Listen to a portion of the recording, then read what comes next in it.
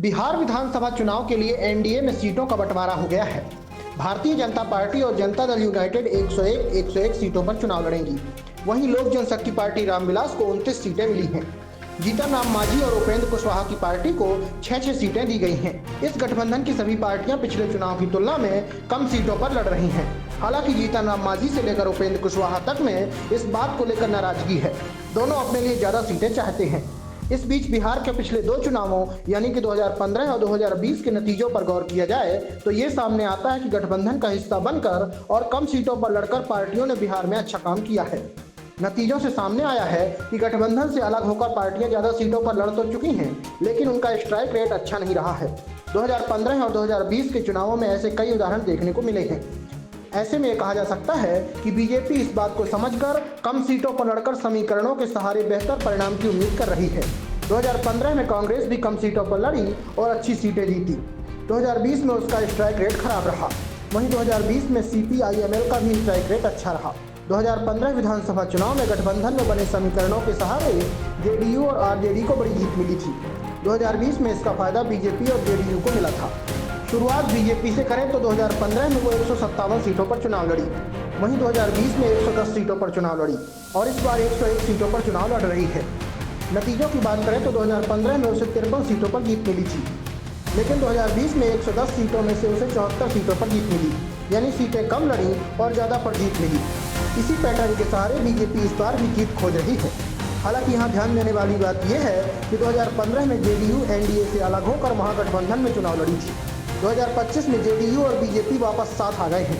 इस बार भी दोनों साथ हैं। दोनों ने मिलकर जब चुनाव लड़ा है उन्हें सत्ता मिली है। ऐसे में बीजेपी के नेता एक बार फिर गुड न्यूज की उम्मीद लगाए हुए बैठे हैं। बीजेपी के बाद कांग्रेस की बात करें तो ये पैटर्न और बेहतर समझ में आता है। 2015 में कांग्रेस को महागठबंधन में 243 में से 41 सीटें मिली थी, लेकिन नतीजे काफ़ी बेहतर रहे। कांग्रेस को 27 सीटों पर जीत मिली और महागठबंधन सरकार में आ गई। वहीं 2020 की बात करें तो इस बार कांग्रेस ज़्यादा सीटें यानी कि 70 विधानसभा सीटों पर लड़ी, लेकिन नतीजे संतोषजनक नहीं रहे और उसे मात्र 19 सीटों पर ही जीत मिली। इस प्रदर्शन को महागठबंधन की हार की बड़ी वजह माना जा रहा है। इसी के चलते इस बार गठबंधन में कांग्रेस पर दबाव है। इसके बाद JDU की बात करें तो 2015 में RJD और कांग्रेस के साथ रहकर नीतीश की पार्टी 101 सीटों पर लड़ी और उसे 71 सीटों पर जीत मिली, लेकिन 2020 में बीजेपी के साथ मिलकर वो 115 सीटों पर लड़ी, लेकिन सिर्फ 43 सीटों पर ही जीत मिल सकी। हालांकि बीजेपी के प्रदर्शन के दम पर NDA सत्ता में आ गया और नीतीश कुमार एक बार फिर से मुख्यमंत्री बन गए, लेकिन पार्टी का प्रदर्शन गिर गया। इस बार JDU फिर 101 सीटों पर चुनाव लड़ रही है। लालू प्रसाद यादव की पार्टी RJD पर भी इस पैटर्न का असर है। 2015 में RJD 101 सीटों पर लड़कर 80 सीटों पर जीती और सबसे बड़ी पार्टी बनकर उभरी थी। महागठबंधन की सरकार भी बनी। 2020 में RJD 144 सीटों पर लड़ी और 75 सीटें ही जीत पाई। इस बार भी वो सबसे बड़ी पार्टी बनी, लेकिन सरकार बनाने से चूक गई। चिराग पासवान की पार्टी LJP रामविलास की बात करें तो 2020 के चुनाव में ये पार्टी अकेले चुनाव लड़ी। तब चिराग 134 सीटों पर चुनाव लड़े और सिर्फ 1 सीट पर जीत हासिल कर पाए।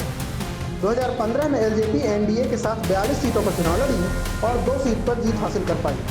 इस बार LJP को NDA से 29 सीटें मिली हैं और उससे बेहतर प्रदर्शन की उम्मीद है। हालांकि LJP को लेकर कहा गया है कि 2020 में इतनी सीटों को लड़कर उसने JDU को नुकसान किया था। मांझी की पार्टी HAM की बात करें तो दोनों चुनावों में HAM NDA का हिस्सा रही। मांझी की पार्टी HAM की बात करें तो दोनों चुनावों में HAM NDA का हिस्सा रही। 2015 में HAM 21 सीटों पर लड़ी और सिर्फ 1 सीट जीत पाई। हालांकि 2020 में प्रदर्शन कुछ बेहतर हुआ, लेकिन वो भी पैटर्न की वजह से।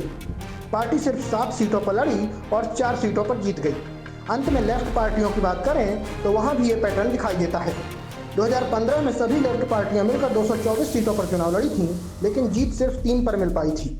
2020 में लेफ्ट पार्टियां महागठबंधन का हिस्सा बनी और उसका असर रिजल्ट पर भी दिखाई दिया। लेफ्ट को कुल 29 सीटें मिली, जिसमें 16 सीटों पर जीत हासिल कर पाई।